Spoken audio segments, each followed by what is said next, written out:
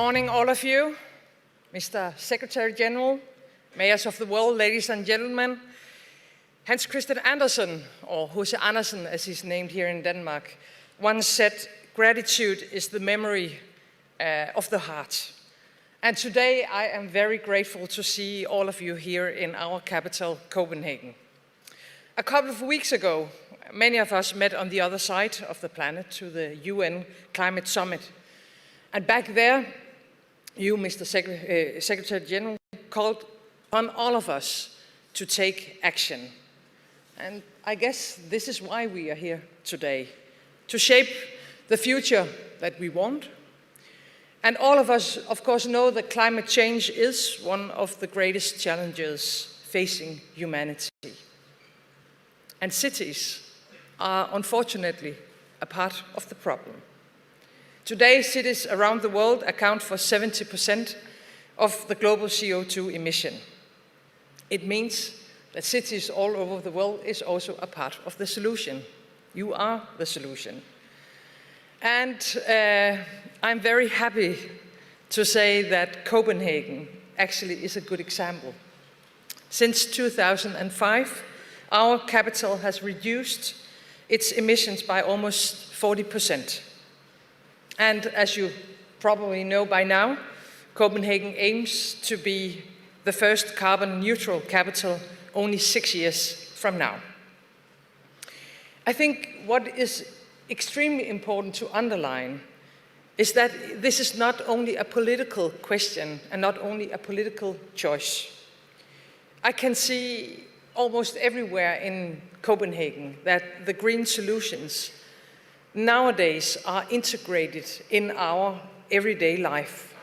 Only a few weeks ago, we opened the new metro line, of course, fully electrified, above ground. More than 50% of Copenhageners bike to work, to school, every day, even when it rains like it does today, and I'm sorry for that. And in our spare time, many people bike to the harbor to go to swim, because the water today is so clean. I can tell you, when I was a little girl, it wasn't clean, and we couldn't go swimming in our harbor. And fortunately, the weather in Denmark is often too cold to do it, but still, it's possible. And all this is not a result of fortune. This is a result of political decisions to clean the water, to invest in bikeways. And I think in this way, Copenhagen shows that the long and close ties between pollution and progress are finally broken. That goes for the rest of Denmark as well. Since the Berlin Wall fell down, Denmark's GDP has grown by more than 50%. It's quite something. Yet, in the same period of time, our use of energy has remained constant, and the CO2 emission has actually fallen. And now, as Connie said, we are raising the bar even further. Of course we are. Last year, a unified Danish parliament, and I'm very proud of that, set out to reach climate neutrality with net zero emissions by 2050 at the latest.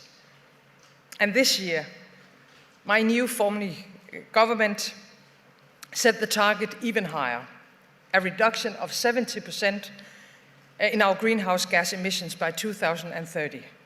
And yes, you heard the correct number.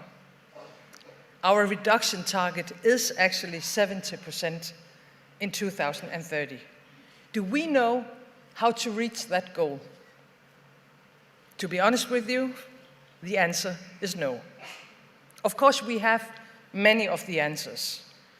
And together with you, we'll find many of the necessary solutions. But not all of them, or at least we don't know all of them yet. And you know what?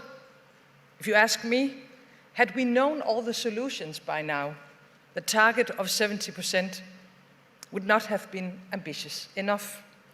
And this is, if you ask me, what political leadership is about today. And no country and no company and no city can do this alone. We need all cities to act and to make it in time.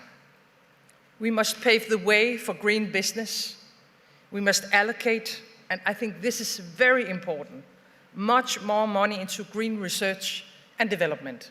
That's why we have decided to double up what we in Denmark use in green research already next year, double up. We need to ensure more and better cooperation, of course, at national level, city level, global level. We have to push inside the European Union. And we must make sure that I am a social democrat before I got green. And when I wake up in the morning, I am still a social democrat before I am green.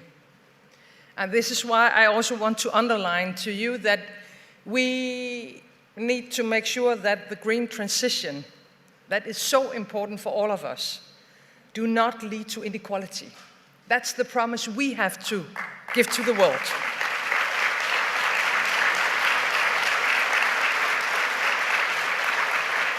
It will be extremely difficult, but it's necessary. And we must form new and strong partnerships, as you have already done, between government, cities, private sector, civil society, to include everyone.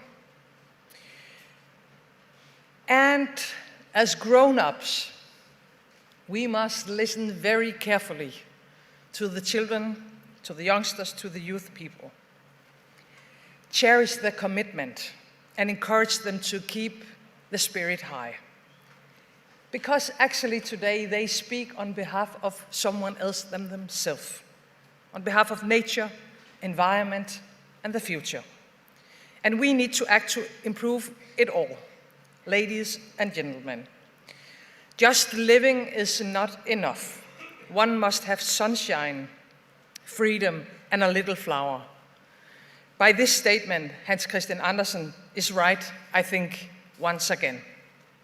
The future is, and that's the funny thing about being a politician, is what we want it to be.